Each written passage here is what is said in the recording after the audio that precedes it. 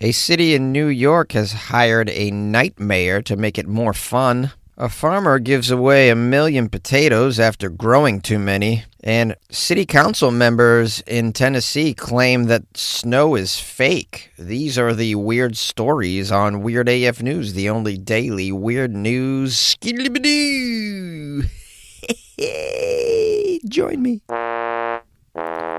Syracuse has hired a night mayor to make the city more fun. Now, I've heard that in Europe this is a rather common position, a night mayor, but in the U.S., very rare. In fact, this is the first example of this night mayor position I've ever heard of in the U.S., and that's because, let's be honest, you can't trust any American politician in the dark.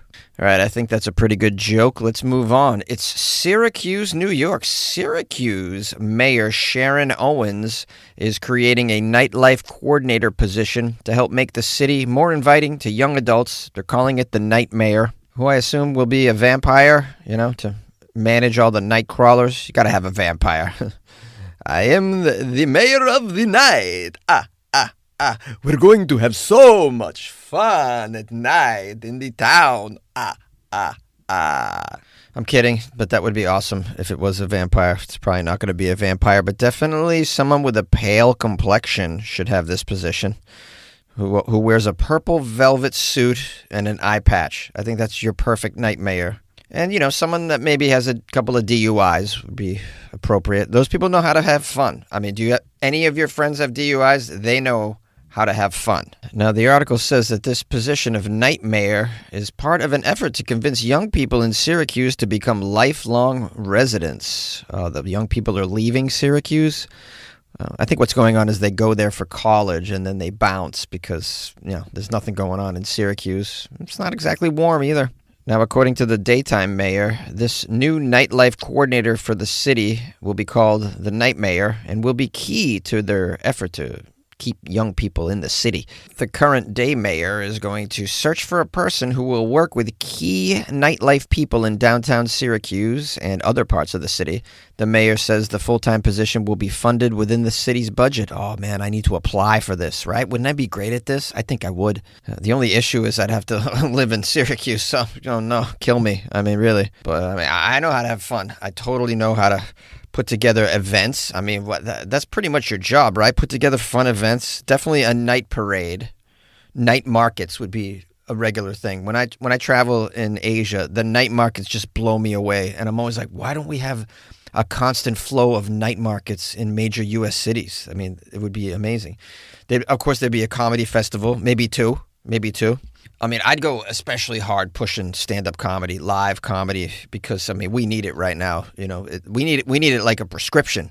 I'd have a funk music every week. There'd be funk night. And you're like, well, Jonesy, why the concentration on funk so much of all the music genres? Well, because, and I don't know if you can mathematically prove this, but I believe very strongly that funk music is the happiest music humanity has ever created. And if you don't believe me, just put on September by Earth, Wind, and Fire and tell me your body just doesn't start moving and grooving. Moving and grooving? What am I, a character on Scooby-Doo? I'd also just put the feelers out for various themed nights that we could have. Like if you wanted to do, I don't know, maybe do people want a Lebowski night where we all dress up like the dude and drink White Russians? What about like a Stephen Hawking bar crawl where everybody gets wheelchairs and we just wheel around from bar to bar drinking beverages? I got ideas, man. Now back to the article. It says Syracuse would be joining a trend seen in several larger U.S. cities and around the world. These, quote, night mayors are tasked with managing the unique challenges and opportunities cities experience beyond normal business hours. Night mayors are tasked with building relationships with night-oriented business owners, residents in the neighborhoods where they're located, and the customers out on the town. For this Syracuse position, the daytime mayor says a key focus is establishing a broader range of activities for young people to do in general. This is very important because with inflation, it's just too expensive to do pretty much anything. So free activities, I think that's where it's at, free activities. If you don't think it's necessary, you go bowling with your family. Just take them bowling. Play like 3 games of bowling and then see what that bill is. That's not okay. And that's just bowling, right? Something simple. Like take your whole family to an NBA game. All right, now let's talk. Take a little peek at a bar tab among 3 friends in a major U.S. city right now, and just, your eyes go in the back of your head. It's ridiculously expensive to go out for cocktails. Remember when movies used to be cheap? Remember you could go see a movie, $5, $10? No longer. So, I mean, a nightmare that could really open up some doors as far as cheap, affordable activities goes in this economy. I mean, it's super helpful if you can figure it out. Also, we need stuff that doesn't center around alcohol, because I don't know if you've noticed, but like Gen Z isn't drinking booze. I saw a chart recently that just blew my mind with the amount of non-boozing? Is it non-boozing, Jonesy? Are you making any sense? Yeah, I'm going to say non-boozing. The amount of non-boozing that Gen Z is doing. I mean, so, all this bar life, it's all going away, all these bars. I'm just telling you. The next generation is not about going out to a bar and ordering a bucket of Michelob Ultra with the friends. It's just that's all going away. So prepare yourself. You own a bar out there? Yeah, you might want to think about, a eventual pivot in the next 10 years. Now, the day mayor gave a couple examples. She's announcing plans to create 2 new e-gaming and podcast studio spaces in city community centers. Yeah, that's the kind of stuff. That's the kind of stuff that the youth want to do, man. They want to go to e-gaming. They'd rather make a podcast. This is why they're not having babies either. The daytime mayor also says she's going to bring a roller skating rink to Clinton Square in the summer. Yeah, roller skating. Yeah, sure. But, I mean, keep the price down, lady. It's not just about the variety of activities. It's about the cost involved in the activities. Think about that. Please consider. All right, I've said my piece. I'm out. A farmer gives away millions of potatoes after growing too many. I know it's a little, not too weird, but I just thought it'd be cool to cover an uplifting story, like a farmer giving away so many spuds. I would like some free potatoes. Maybe we can later on in the segment talk about our favorite way of ingesting potatoes. I have a few things I'd like to share. Let's get the details about this lovely farmer in Saxony, Germany, who's very, very gracious and has been giving away potatoes for free. This is after massive amounts of harvested spuds have gone unsold, and the farmer doesn't want to waste food. So very lovely. I think this happened during COVID, right? There was like a great potato giveaway in Washington State. By the way, Washington State is the U.S. #2 producer of spuds, behind Idaho, of course. Yeah, no, I recall during COVID, because something about the potatoes that they grow in Washington were all, for the most part, used for restaurants. And you know what was going on in COVID, where the restaurants were kind of like, not seeing the business. And so they were giving away potatoes at that time. I never covered the story, but there was a lot of other things on my mind back in 2020. Now, this particular giveaway in Germany is the result of a major surplus following a bumper potato harvest and a mismatch between supply and demand, which has left around 4,000 tons of stored potatoes unsold. That's 8.8 million pounds if you're keeping score at home. Rather than let the harvest of spuds go to a landfill, the farm, with help from local organizers and eco-friendly search engine Ecosia, set up distribution points for people to take the potatoes for free. How lovely. Come get your spuds. Come get your free spuds. Now, of course, not everybody's pleased with the free spuds giveaway. We have here the Brandenburg Farmers Association. I assume this is in Germany. They called the initiative a disgusting PR stunt, claiming that it would destroy the regional markets. Oh, no, destroy the markets. Well, did you tell the potato mayor about this? Maybe get the potato mayor to fix the situation. Yeah, obviously a farmers association around there is going to call this no good. It's like if people just started giving away free bullets, the NRA would be like, this is not good. All right, that was a bad example.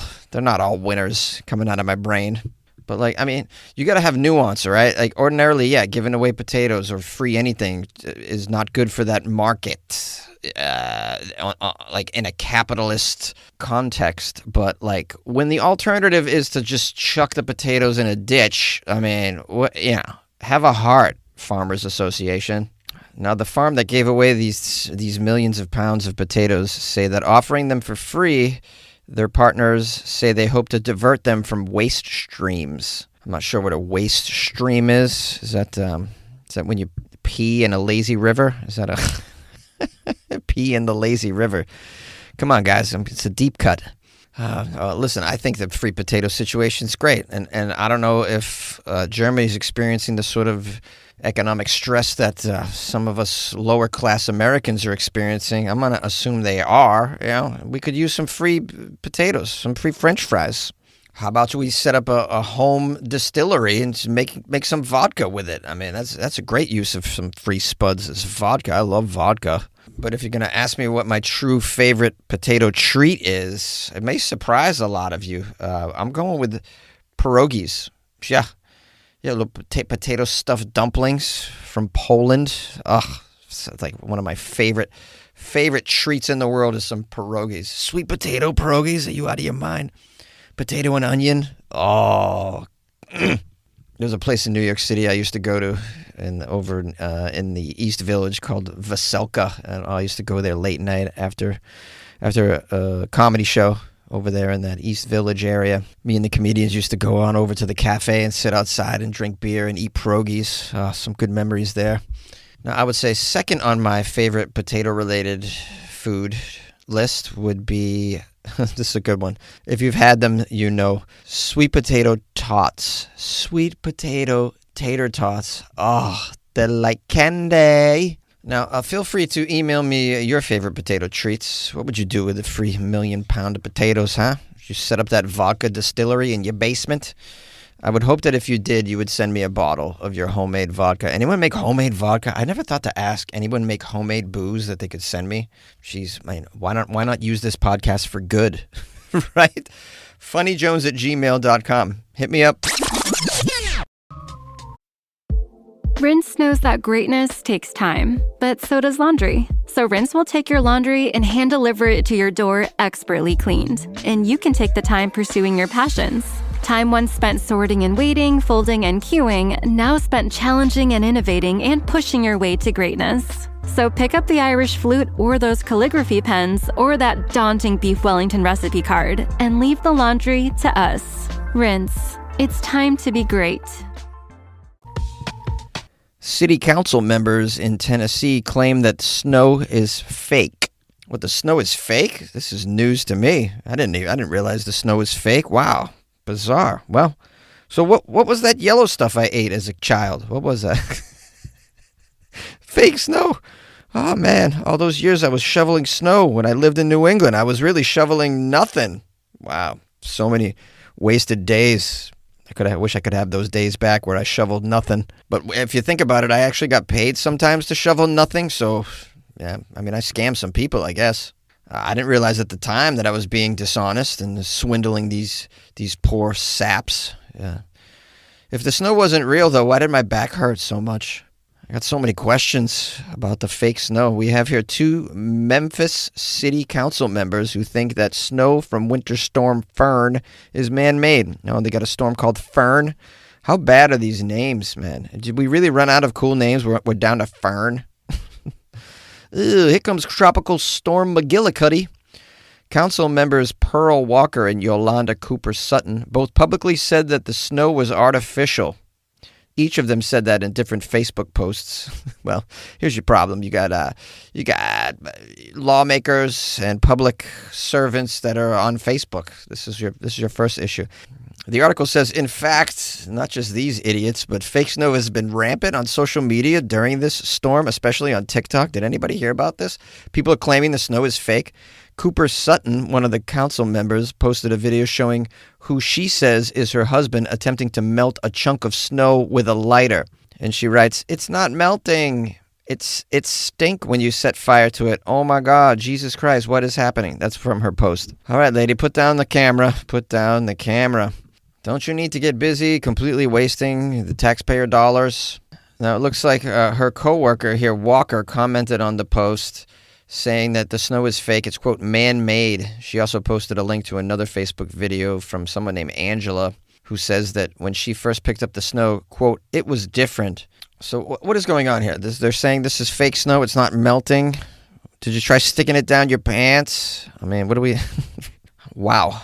If you weren't convinced that American education is circling the drain yet, then I give you Exhibit D. City councilors posting Facebook videos saying snow is not real. We're in such good hands. I feel so confident going forward. In a country that likes to ban books, imagine. In a country that doesn't trust science, we're having a measles comeback. Yeah, future's looking bright over here. Don't worry, guys. I'll be here in the closet documenting all of it. Somebody will find my podcast in 1,000 years and be like, wow, the humans were so dumb. Well, at least in this one place. Have you heard of Florida Man? It's going to be a legend about like a modern human that was dumber than Neanderthals. Now, there's somebody here named Hunter, who's an activist, who noticed the council members' claims online, who said it's very disheartening to see several sitting Memphis City Council members literally pushing conspiracy theories about, quote, man-made snow. We are screwed as a species. Sigh. Hey, don't get too down, Hunter. If elected night mayor, I will bring you on a Lebowski night, and we will enjoy White Russians to ease our pain.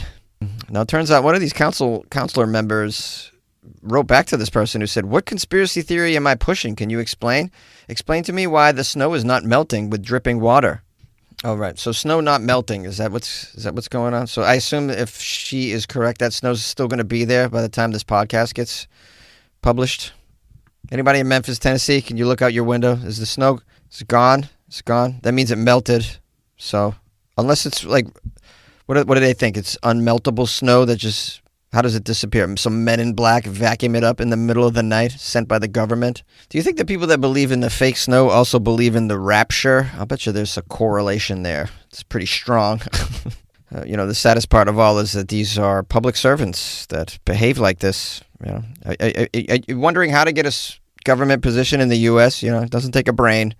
You just need ego, social skills, motivation, zero morals. Money helps. I mean, Ted Cruz has been a senator for how many years? I mean, you got Jonesy, how could you make this political? All right. I'll pivot from the politicizing for a second. I'll just talk about how dumb conspiracy theorists are. I'm just going to say this because I've talked about conspiracy theories on here, and in many ways I've ripped them down. So let me just say it this way. If you believe that the government is spraying chemtrails to control our minds and putting fluoride in the water is some devious thing, and that the snow is fake. Let me just tell you something. The people in life that are winning, that are happy, that are living fulfilling lives, they aren't worried about the earth being flat and the government spraying chemtrails on our faces. They're just not. So, I mean, take that for what you want and then apply mathematics and fix your life. Hey, what's up, everybody? Hi, this is your host, Jonesy. Thank you for spending some time with me in this episode. Appreciate it.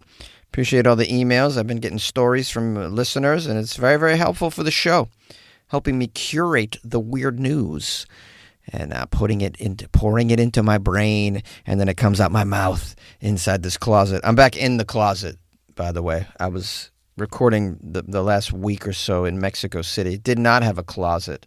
I was just doing it in the bedroom at the Airbnb. So I apologize if the sound wasn't so great, but I was working with what I had, Didn't have a closet that could work. Someone offered me a chicken coop, but I thought that would be a little loud. Someone bought me some coffees, but didn't tell me who it is. It just says someone bought 3 coffees, and then they wrote, "Thanks for all the laughs. Thanks for all the amazing laughs every day. I always look forward to a new episode every day, and you never let me down." That's it. No name. No one's taking credit. Just a good Samaritan out there showing some love to Jonesy and the Weird AF News podcast. One-man show in a closet here. So appreciate it. Whoever you are, someone. Just want to let you know how grateful I am that you bought me some coffees. And I'm going to enjoy those coffees. And I'm going to think of you, someone. Now, if you want to be as sweet as someone is, you can buy me coffee as well by going to weirdafnews.com. That's the official website. You can join the Patreon too, then get access to like special stuff. I put special stuff in there. You're wondering what special crap is in the Patreon? Why should I join it? All right, here's an example of what special crap is in the Patreon. Just this morning, or was it yesterday, I cut and pasted the email I got from PETA for all the patrons to read. They want to read the email that I got from PETA after I made fun of them in the Punxsutawney Phil story. So that's the kind of stuff I put in the Patreon. Yeah, extra stuff. So you can get in there by going to weirdafnews.com or patreon.com/weirdafnews. All right, you got my email, you got my info. We'll see you tomorrow. Looking forward to it. Be good to yourself. Yeah, man.